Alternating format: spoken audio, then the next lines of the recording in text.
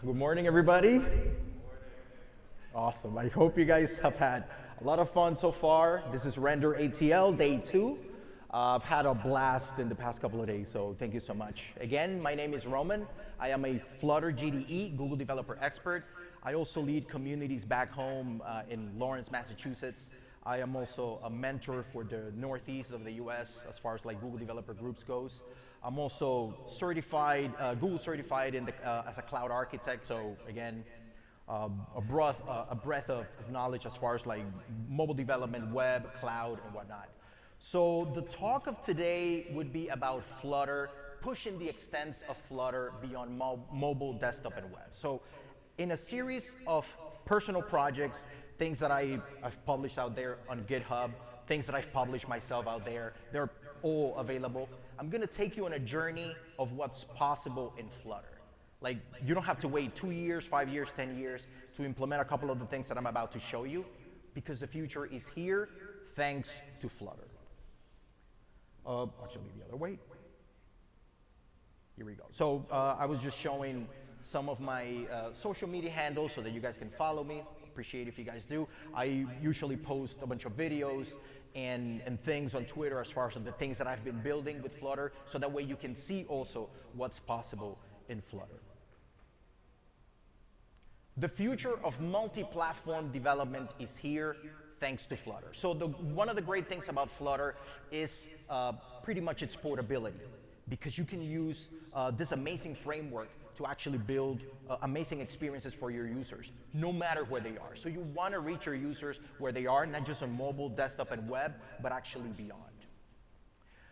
Yeah, so like I said, you don't have to wait for the future in order to implement some of these things. You can actually do them right now, and I'm about to show you in just a minute. Perfect. So again, the common targets that people usually develop their applications are usually mobile, desktop, web. But I'm going to show you that beyond part, right?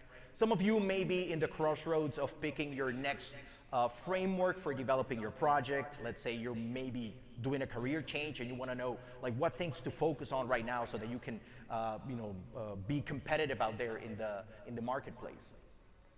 But no worries, I'm not here with an agenda to convert you on Flutter. If you guys are doing any other frameworks, much power to you. But that's your decision to make. But in my case, I love a framework that gives me a lot of flexibility in order to target multiple platforms. So this is the reason why I am talking to you about Flutter. So if anybody just stumbled upon this talk, you were living under a rock and you don't know what Flutter is.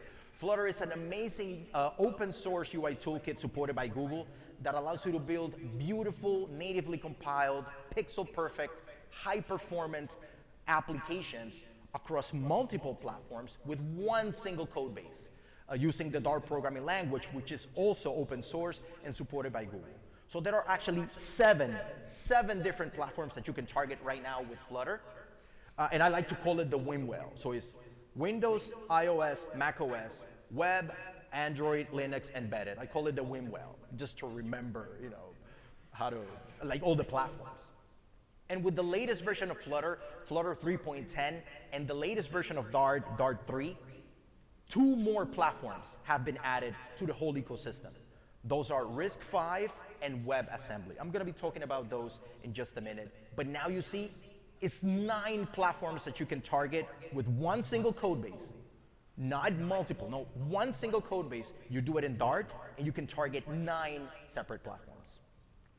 Let's talk a little bit about RISC-V. So RISC-V stands for Reduced Instruction Set Computer 5, which is another type of chip architecture. You guys have heard of ARM, x86, Intel, like those type of chip architectures.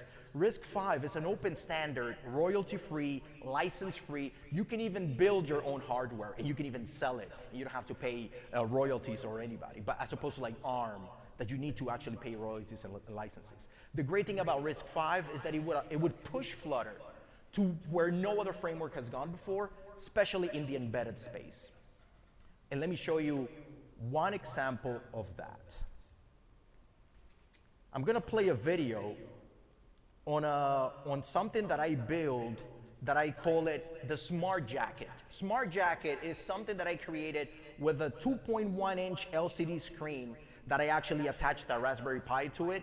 And then I was able to build something that I can connect sensors to it. So I was able to connect like temperature sensors, heart rate sensors, all in a jacket. Yeah, I had to ruin a couple of good jackets to make this happen, but at least it was worth it. So if what you see right there is actually a 2.1 LCD screen connected to a Raspberry Pi running full Ubuntu on the Raspberry Pi model, is the Raspberry Pi 4 Model B. And then now I attach that 2.1 inch screen. It's actually right here. I'm gonna show it to you. And this is exactly what I'm gonna be raffling at the end of the session.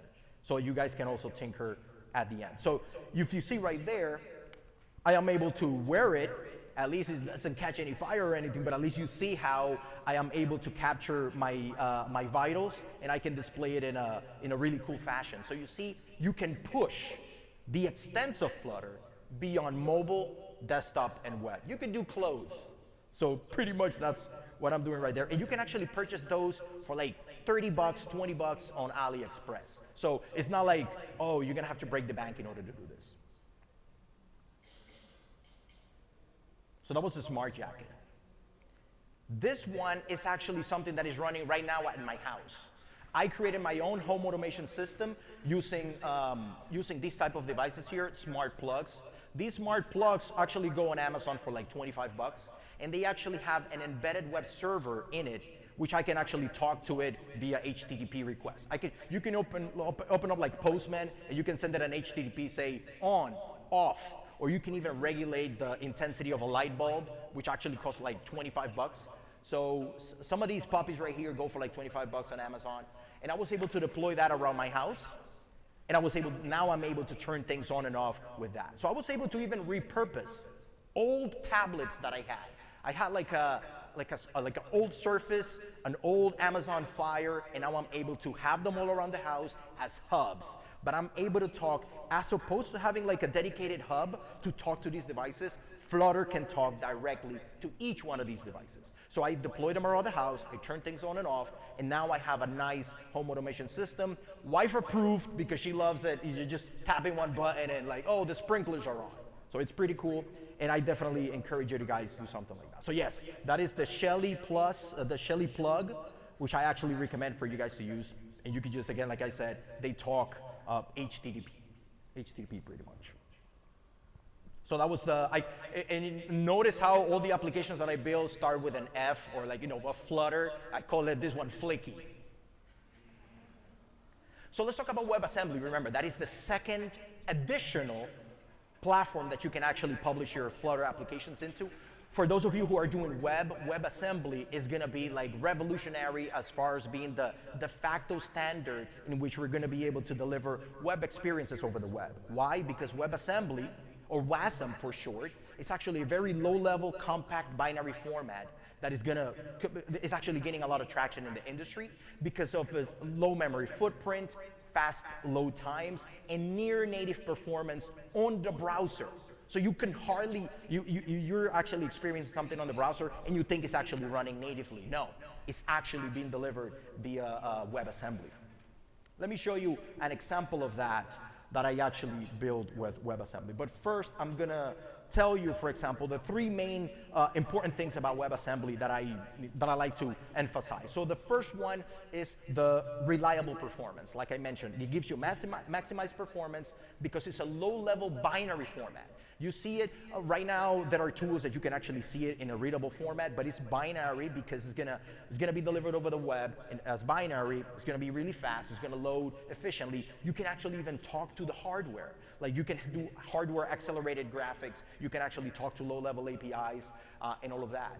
The second one is great portability. Why? Because now you can compile not just Flutter, or in this case Dart. Dart is a garbage collected language. You're gonna be able to do it from other languages, building into WebAssembly. Rust, Go, C++, Kotlin, Swift, all of those are actually investing a lot in building to WebAssembly because they see the value of that. And last but not least, high flexibility. Why? Because now you can write in any language, or the languages that support it, for the web. Now the times where JavaScript was the king of the web, not anymore. Now it's a open playing field for any other languages to actually take over. And Flutter and Dart are actually being in the forefront right now as far as like availability, the ability to actually convert to WASM. It's amazing because it gives you all those things that I just mentioned. Now you can actually build it. Right now, Flutter has actually Dart has a optimized compiler that actually bundles, minifies, tree shakens your code, and just generates some web-friendly packages in the form of JavaScript, HTML, SVGs, and whatnot. And you can deploy it on any server, Netlify, Firebase, GitHub Pages. You can do that, and then you get this package. But soon, or actually since a couple of days ago, you can actually now build to WASM from Flutter by just running this command. You can say, let me show you. So you could just do Flutter build web --WASM. You have to actually build on the, you have to be on the master channel in order to do that. And also you need to have a Chromium-based browser in order to support your packages being, you have your website built as a WebAssembly module. So any Chromium-based browsers like Chrome, of course, Edge, also Firefox came into the play. There are other browsers that actually do that. Let me show you one example. So this is another one of those experiments that I've built. This is actually a game that I built. I'm not a game developer. I like to build casual games. So this is a game that I'm loading on my Amazon-enabled TV. You know Amazon TVs, right? They do have a browser, I don't know if you know. They have a browser called Silk. That browser is actually Chromium-based, so you can actually deliver your experiences over a TV. And you don't have to involve like an app store or anything like that. You can just deliver it straight to your users. This is a game that I actually developed as a WebAssembly package, that when it renders on a phone, it looks like a controller, and when it renders on the TV, it looks like the game. I am actually sending commands over the cloud using Firebase Cloud Firestore, and it feels almost real time, as if I am connected to a cable. So I can send commands from my controller, which is web-based, to the game, which is also web. Both of them build with the same code. One is running iOS on the device, the other one is running Flutter for web, but no changes whatsoever. I swear to you, no changes whatsoever. Now for those of you hardcore gamers, I actually borrowed the Steam Deck from my son, and I proved that I actually could also deliver the same experiences. The same game, you're gonna see it right now, it's gonna load in a minute, but the same game that I deployed on the TV, I was able to load it on the Steam Deck. The Steam Deck is a device that doubles up as a mini computer as well, but you could also deliver experiences, like very rich experiences over the devices like this that support a browser.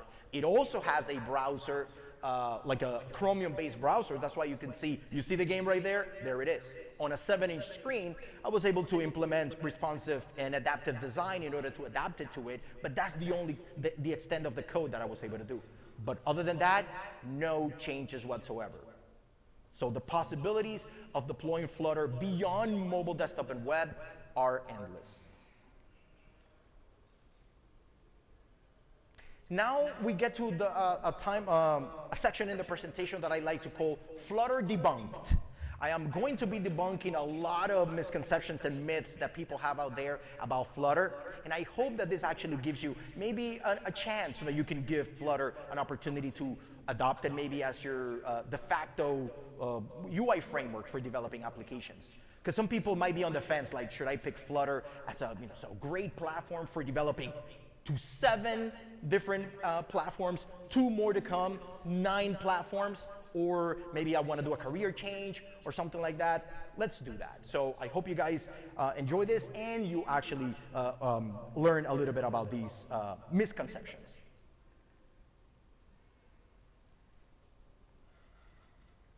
Misconception number 1, Flutter competes head-to-head with other cross-platform frameworks like React Native, NetMaui, and NativeScript. I was mentioning earlier, like there is friendly competition among those frameworks. What I like to say is actually there are more options for us as developers. But what I like to say is that Flutter stands on a category of its own. This is the only framework that can actually target 9 different platforms with one single code base.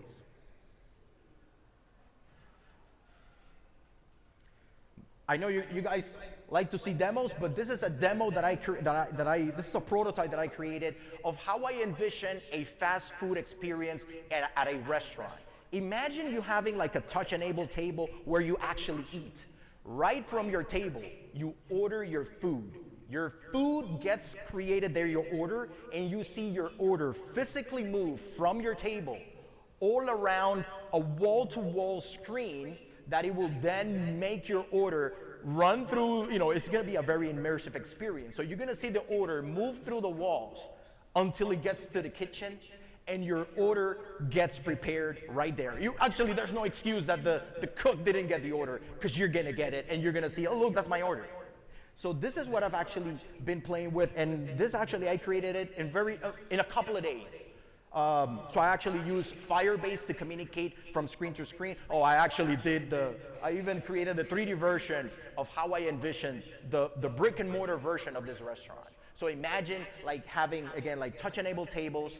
These screens kind of like flow all around the walls, and you have like even self-serve kiosks that people can order the food.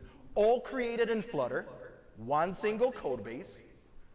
Wherever pixels can be painted, Flutter can be there, and that's exactly what I'm proving right here. You can go to my GitHub, all that stuff is in there. So you can definitely take a look at that. Misconception number 2, Flutter is only for mobile apps. Didn't I just prove that it's not just for mobile apps? I'm gonna continue emphasizing that it's not just for mobile apps. You see how desktop, web, embedded, all of those platforms are actually ready to be consumed by users. So you gotta push the limits of Flutter. And of course, you like demos. I'm gonna show you how I was able to load Flutter on a Model Y Tesla. The Tesla Model Y has actually a Chromium-based browser as well. So I was able to even do coding on a Tesla. This is Flutter running on a Tesla, and now I'm able to create like an infotainment system, also built with Flutter WASM, that I can deploy on a Tesla, and you can even have that experience on your car. It doesn't control the car, just so that you guys don't go now and start hacking cars. No, this is just for creating like an infotainment experience for your electric vehicle or any car that actually supports having a browser with a Chromium-based browser. And I don't know if you guys know, but currently the Toyota infotainment system is actually running in Flutter, just so you guys know. And BMW also has a mobile application developed in Flutter, just so you know. Let's go with the next misconception. Let me see if I can get to that one. Oh, I'm actually going to show you another demo that I built. So you guys see the lanyards that you guys have? So I came up with a smart badge. So I was able to purchase like a flexible screen, also attach it to a Raspberry Pi with a small battery pack. And then I said, why don't we come up with an eco-friendly way to share our credentials in a conference? As opposed to having, like me, 100 lanyards hanging on the wall at home. I wanted to create like a more eco-friendly way to like share my credentials with other attendees at a conference. So I came up with something that I call the smart badge. This is also available out there. You guys can look at the GitHub. I created it there. There's even a guy that actually came up to me and said, can we make a business out of this? I'm like, I'll give you the code. Why don't you go ahead? The guy took it really far. He's in Brazil. He created really something cool because he got inspired by this. Take a look at it. So imagine having something like this that you can just walk around. It's touch enabled. And then you see how you can share your credentials with users. But you can use it from conference to conference. So next year, I'm going to be pitching it to the RenderATL team. Just kidding. But I will be pitching it to the team just in case, they're interested in an idea like this. So yeah, that is what I call the smart badge. And I developed it in Flutter, running on a Raspberry Pi natively as a Flutter Linux application. Misconception number 3, Flutter is great for prototyping apps. I hear that a lot. Yes, of course, but any other framework is also good for prototyping it. But Flutter, people say, okay, Flutter, let me just build it in Flutter. Let's get some traction, let's put it in front of customers, then we'll rewrite it as Swift or Kotlin or anything. And then we'll just toss this one aside. Let me fix that real quick. So instead of saying prototyping, future-proofing your apps. So by creating an application in Flutter, and then you put it in front of users, and then you're already out there, you're done. You don't have to do another one. Of course, if you're not cutting corners or anything, but Flutter is great for future-proofing your applications because once you put it in front of customers, you get feedback, you can iterate quicker. I've heard from developers, also myself, I can create an Android application quicker with Flutter than I could do it with Kotlin. Why? Because then when the customer comes up to me and says, hey, I want it in iOS now, what are you gonna do? Rewrite it again? No, I just have to say Flutter, build, IPA, and I'm done. Then if the customer comes over and says, I want a web version of that same application, I just do Flutter, build, web, and I'm done. You see? You don't have to, you're future-proofing it. That way you don't have to do multiple code bases. Remember, Flutter can publish to 9 different platforms. Misconception number 4, the last one. It's a ton of them, but at least I want to cap it to at least 4. But the misconception number 4 is Flutter is mostly for startups, not for like large or mid-sized companies. Flutter is great for startups. Why? Because they have a low, let's say, a low cost in development, but also high return on investment. Because let's say they don't have a great budget, but they can actually use Flutter to, again, you guessed it, publish to 9 different platforms with one single code base, lowering their cost, and actually have a broader reach. They can actually reach customers, you know, being a startup, they can actually have a broader reach. So it's great for startups, and I'm gonna show you one example of that. In Lawrence, back home, I actually pitched this idea to a local cleaners, to a local mom and pop shop. I created this system on a mini PC running Windows. So the same application running on the mini PC is running on a $20 Walmart Android phone, which doubles up as a scanner. So I'm scanning the tickets while I'm taking the orders in the POS, which is a mini PC running on running Windows. I have a P-Touch Brother printer on the side. This whole thing, budgeting it, less than 300 bucks. No, kid you not. And then I'm able to print tickets, I'm able to scan them. The information, when it gets scanned, it actually sends it over to the mini PC, to the POS, using Firebase. And then I'm able to not only bring these mom and pop shops and local businesses to the 21st century by adopting the Google Cloud, by adopting cutting edge technologies like Flutter, and I'm able to save them money as well. So if you see right there, that is a POS system developed in Flutter. So you see, you can take Flutter much further than it can actually go. Perfect, yeah. So let me, now it's not responding.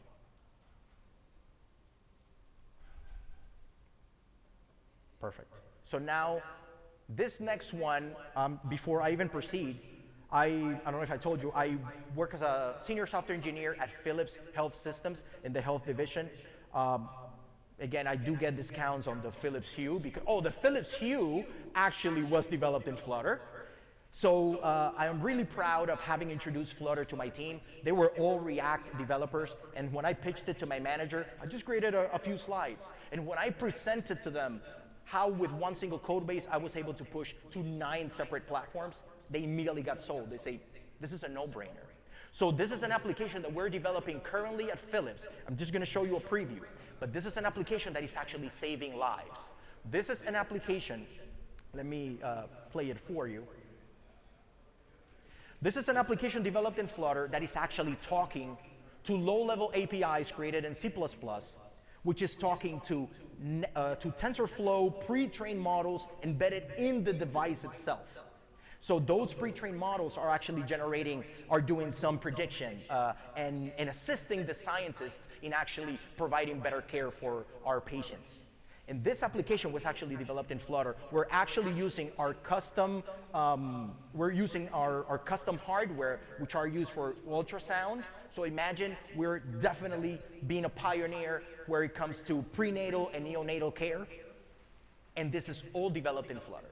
So you see, I'm even betting Flutter in saving lives, while at the same time providing an amazing user experience, which is what is expected out there from our customers. So if you see right there, that is actually even a low-end Android tablet that is going to be deployed in remote villages in Africa, India, where there's not like great like cost of care, and you can actually do this and prevent a lot of mortalities in the future.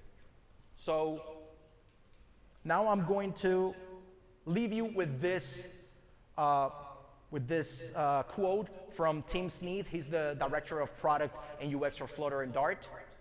Wherever pixels can be painted, Flutter will be there. Wherever pixels can be painted, Flutter will be there. Thank you very much, everybody. That was my time.